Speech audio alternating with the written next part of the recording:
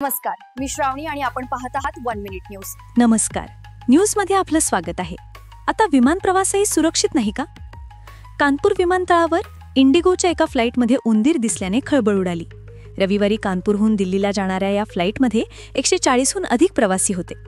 प्रवाशांनी उंदराला पाहताच क्रू मेंबर्सना सांगितले. त्यानंतर प्रवाशांना लगेच विमानातून उतरवण्यात आहे.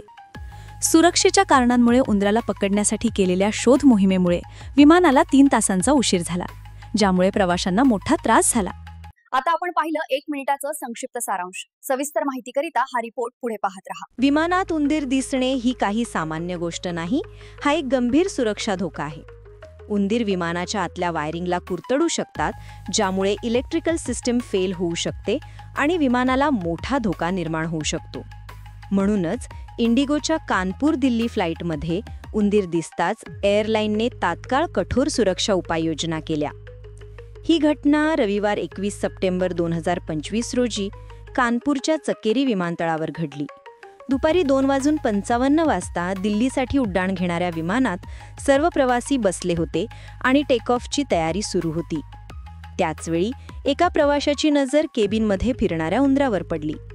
प्रवाशाने लगेच केबिन क्रूला सांगितले.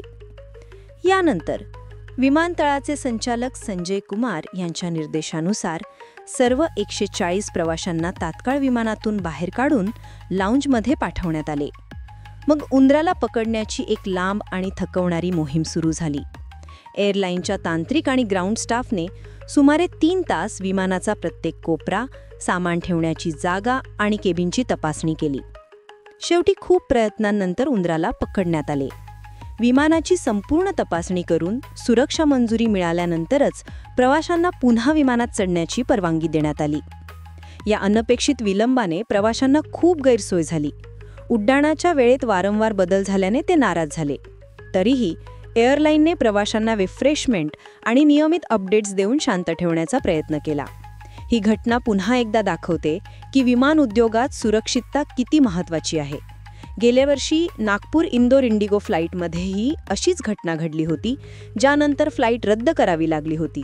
पण यावेळी एअरलाईनने योग्य वेळी कारवाई करून एक मोठा अपघात टाळला.